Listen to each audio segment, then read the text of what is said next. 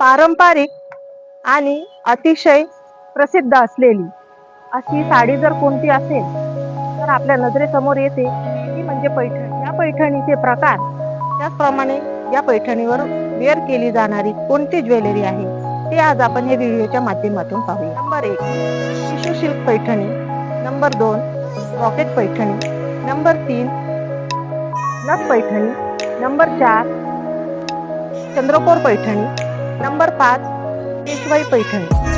या पैठणींवर सध्या ट्रेंडमध्ये असलेले फॅशनेबल ज्वेलरी म्हणजे मोत्यांचे दागिने किंवा मग टेम्पल ज्वेलरी किंवा मग पोल्की सेट या पद्धतीचे दागिने सध्या वापरले जातात. परंतु मैत्रिणींनो, मी तुम्हाला सांगेन की जर पारंपरिक साडी तुम्ही निवडताय तर त्यावर सोन्याचे पारंपरिक दागिनेच शोभून दिसतात.